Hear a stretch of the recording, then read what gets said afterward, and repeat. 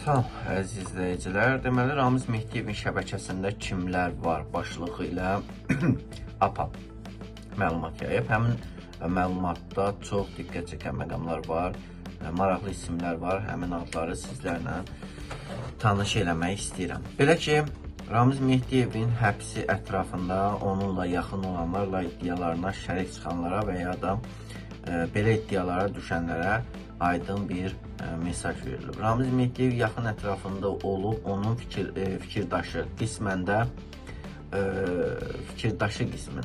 tanınanlar arasında Xarici İşlər Nazirliyinin rəhbəri Elmar Məmmədiyarov, Prezident Administrasiyasının sabiq şöbə müdiri Əli Həsənov, sabiq Mədəniyyət Naziri Əbülfəz Qarayev, özünü hakimiyyətin bolşeviki hesab edən vaxtilə AXCP-nin Gənclər Təşkilatının fəalı olan Azər Qasımov, sabiq Milli Təhlükəsizlik Naziri Eldar Mahmudov və onun müəyyən məqsədlər üçün Abxaziyaya ötürülən qudası Cahangir Hacıyev.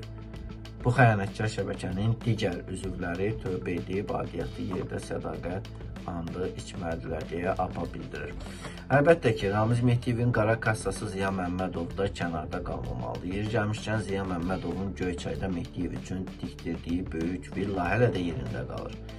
Elə bu şirin əlaqələrin nəticəsidir ki, Ramiz Mehdiyev Amiyaya gələndə ətrafına yığdığı sadiqləri arasında başda Ziya Məmmədovun qardaşı sabiq deputat Elton Məmmədov da dayanırdı. Elton Məmmədov Amiyanın Yüksək Texnologiyalar Parkı Məhdud Məsuliyyətli Cəmiyyətinin direktoru təyin edilmişdi və Ramiz Mehdiyev üçün rüşvət sxeminin qurulması, onun idarə edilməsi ilə məşğul olan əsas iki adamlardan biri idi.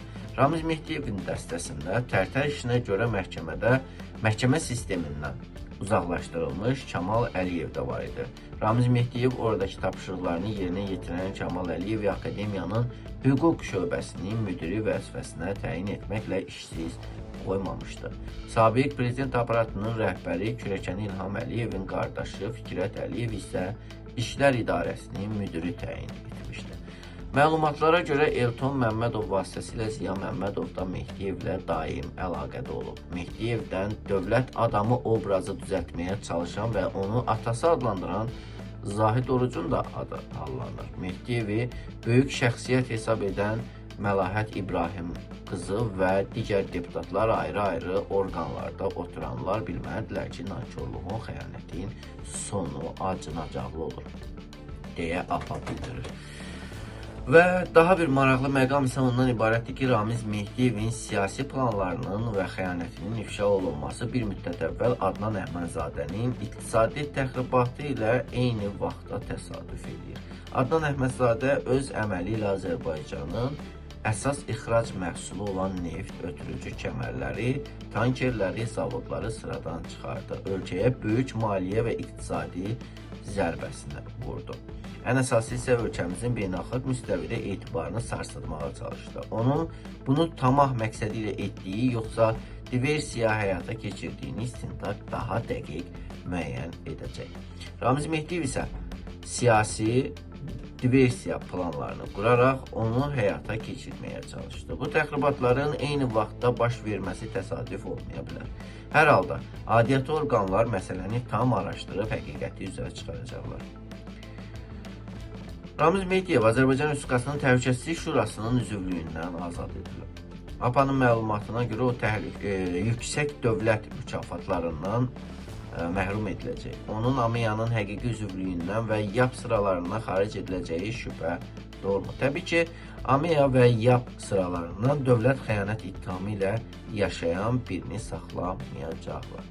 Ramiz Mehdiyevin həyatını yüksək dövlət mükafatları olan bürokratik sistemdə uzun müddət çalışmış, ömrü boyu həsrətində olduğu ziyalı adını qazana bilməsə də akademik, elmi dərəcəsi və Hakimiyyət Partiyasının funksioneri kimi başa vura bilərdi. Ailəsi, övladları və yaxınları Azərbaycan prezidentinin onlara lütf etdiyi himayənin altında yaşaya bilərdilər. Amma Ramiz Mehdiyev dövlətə xəyanət ittihamı ilə bütün titul və adları geri alınmış Azərbaycan dövlətinə və xalqın zəfər liderinə xəyanət etmiş şəxs kimi tarixdə qalmağı və belə ölməyi seçdi. Hamısı ifşa olunacaq. Bütün bunlardan bir həqiqət var. Bu şəbəkənin görünən və görünməyən üzvlərinin hamısı ifşa olunacaq. Amma onların özlərinin aidiyyatı orqanlara gəlib istintaqla əməkdaşlıq etməsi daha düzgün addım olardı. Digər tərəfdən bir çoxlarının fəaliyyəti də, niyyətləri də, əməlləri də bəlli olduğuna görə tövbə qapısı hələ də açıq olduğunu unutmamalıdırlar.